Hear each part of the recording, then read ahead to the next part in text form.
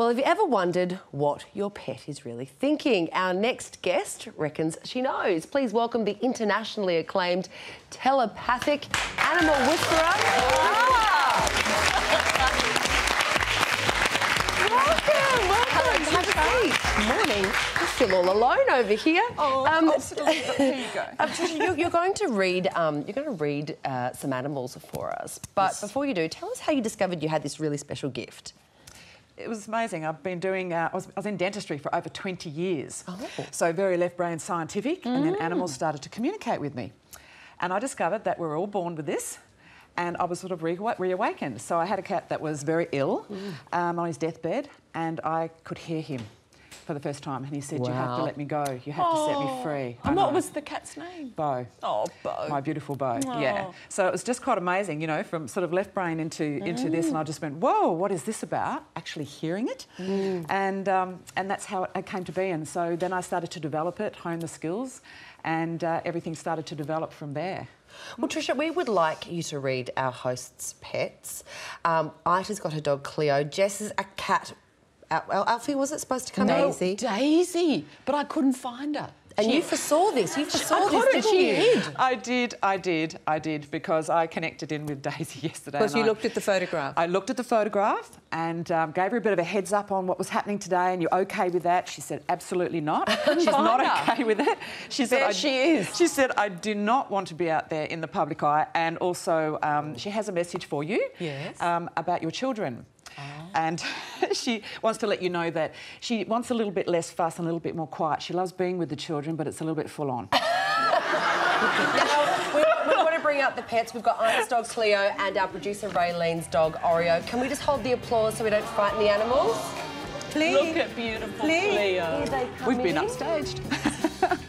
This way. So this is Ita's Cleo and this is Oreo with the little ball. Ray, you're right, darling. Don't sit here. That's all right. Let's start with Oreo first. Raylene, what would you like to I have ask Trisha? so many questions. Firstly, about the pecking order in our home.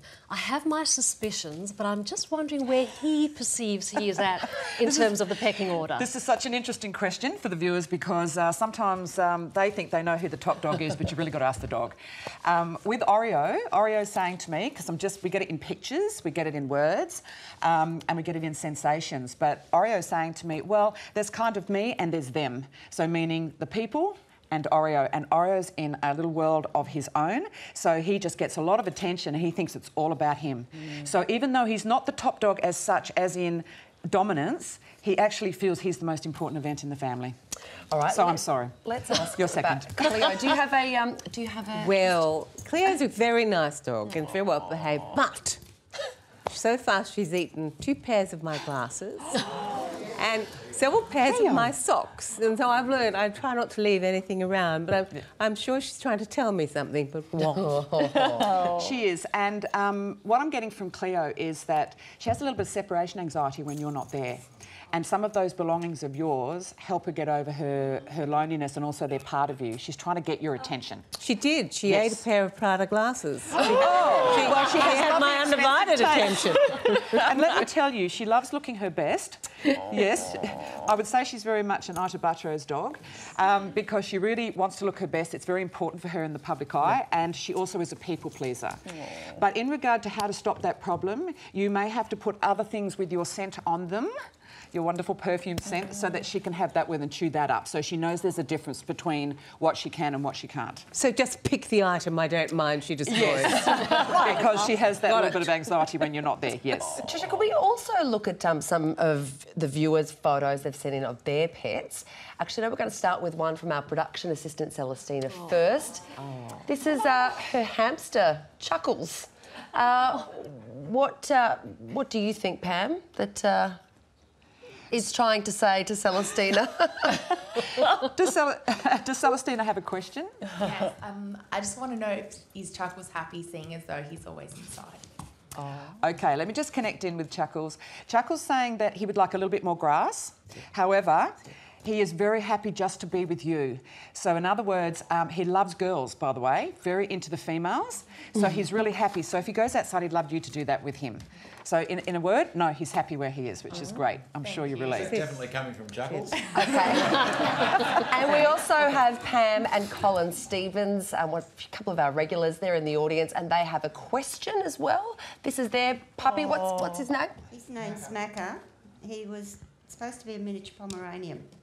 And his problem is he weighs 11.4 kilos. The problem is he still thinks he's small. Yes.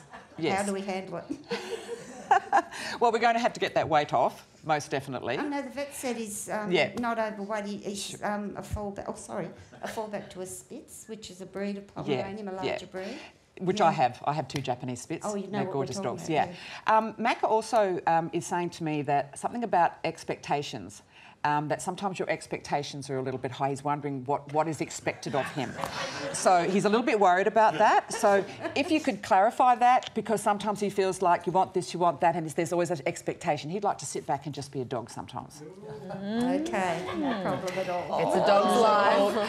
Trisha, it's been absolutely fascinating having you here this morning. Thank you so much for coming on to Studio 10. We feel better about our pets now? As you can see, Oreo considers himself one of the hosts, so clearly you're spot on. And next time, could you please perhaps change his jacket? He felt it was a bit casual for today. Trisha's new book, Ask a Dog, will be released in November, so make sure you keep an eye out for it. There it is. Thank you very much again for coming on the show. You're welcome. Lovely to be here.